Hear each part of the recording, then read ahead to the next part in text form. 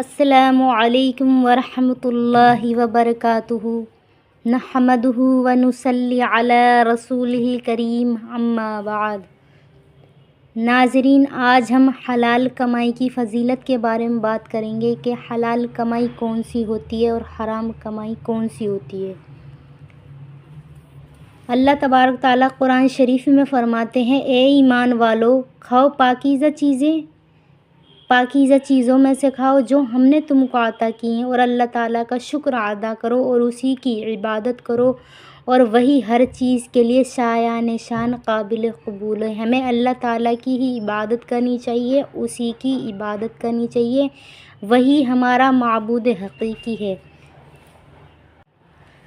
حضرت عبداللہ بن مسعود رضی اللہ تعالی عنہ کہتے ہیں کہ رسول اللہ صلی اللہ علیہ وسلم نے فرمایا، حلال اور پاک روزی کمانا فرض ہے۔ فرائض کے بعد حدیث میں کمانے کے اوپر فرض کیا گیا ہے۔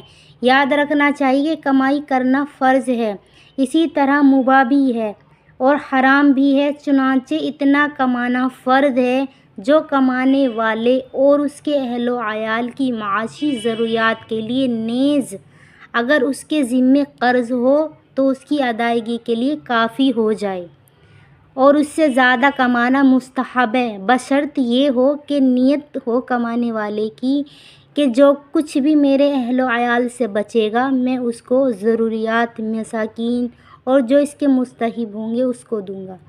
اسی طرح ضروریات زندگی سے زیادہ کمانا اس صورت میں مباح ہے کہ جبکہ نیت اپنی شان و شوکت اور وقار کو دکھانے کی ہو، محض مال دولت جمع کرنے کے لیے فخر و تکبر ہو کہ میں پیسہ کماؤں گا، لوگ مجھے مالدار کہیں گے، ایسا تکبر اگر ہوگا تو یہ کمانا حرام ہے، اگرچہ حلال بھی ضائع ہو جائے گا۔ نیت درست ہونی چاہیے۔ حضرت عائشہ رضی اللہ تعالی عنہ روایت کرتی ہیں کہ رسول اللہ صلی اللہ علیہ وسلم نے ارشاد فرمایا، سب سے پاکیزہ کھانا جو تم کھاتے ہو تمہاری کمائی ہے۔ یہ بخاری شریف میں حدیث ہے۔ حضرت مقدار بن معد یکرب فرماتے ہیں کہ رسول اللہ صلی اللہ علیہ وسلم نے فرمایا، کبھی کسی نے اپنے کی ہاتھ کی محنت کی روزی سے بہترین کوئی کھانا نہیں کھایا۔ یہی وجہ ہے کہ اللہ کے نبی حضرت داؤد علیہ السلام اپنے ہاتھوں کی محنت سے کمائی ہوئی روزی کھاتے تھے۔ مشکوٰۃ شریف۔ رسول اللہ صلی اللہ علیہ وسلم نے ارشاد فرمایا، بہترین کمائی ان تاجروں کی ہے جو جھوٹ نہیں بولتے ہیں، امانت میں خیانت نہیں کرتے ہیں، وعدہ خلافی نہیں کرتے ہیں، پورا تولتے ہیں، تول کم نہیں کرتے ہیں، بہترین کمائی ان کی ہے۔ حضرت ابو ہریرہ رضی اللہ تعالی عنہ سے روایت ہے کہ حضور صلی اللہ علیہ وسلم نے فرمایا کہ بے شک اللہ پاک ہے اور پاک ہی کو قبول کرتا ہے۔ پھر فرمایا، بلا شبہ حلال کھانے کے بارے میں اللہ جل شانہ نے پیغمبروں کو جو حکم فرمایا ہے وہی مومنوں کو حکم فرمایا، چنانچہ پیغمبروں کو خطاب کرتے ہوئے فرمایا، اے لوگو، پاک چیزیں کھاؤ اور نیک کام کرو، اور مومن کو خطاب کرتے ہوئے فرمایا، اے ایمان والو، جو پاک چیزیں ہم نے تم کو دی ہیں ان میں سے کھاؤ۔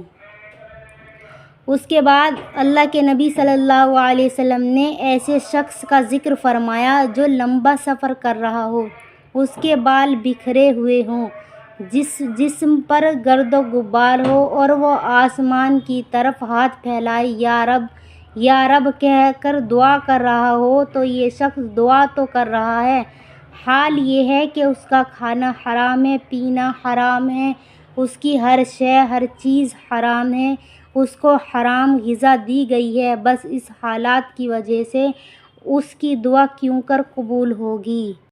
حضرت جابر رضی اللہ تعالیٰ عنہ سے روایت ہے کہ رسول اللہ صلی اللہ علیہ وسلم نے ارشاد فرمایا کہ جنت میں وہ گوشت داخل نہ ہوگا جو حرام سے پلا بڑا ہو، اور ہر وہ گوشت جو حرام سے پلا بڑا ہو دوزخ کی آگ اس کی زیادہ مستحق ہے۔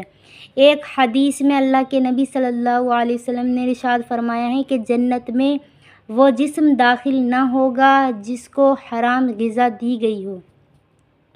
ایک طویل حدیث میں ہے کہ حضرت سعد بن ابی وقاص رضی اللہ تعالی عنہ نے حضور صلی اللہ علیہ وسلم سے عرض کیا، یا رسول اللہ، دعا فرما دیجیے کہ اللہ تعالیٰ مجھے مستجاب الدعوات بنا دے۔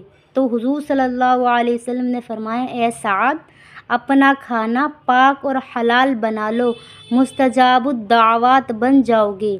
قسم ہے اس ذات پاک کی جس کے قبضے میں محمد کی جان ہے، بندہ حرام لقمہ اپنے پیٹ میں ڈال لیتا ہے تو اس کا 40 دن تک کوئی عمل قابل قبول نہیں ہوتا۔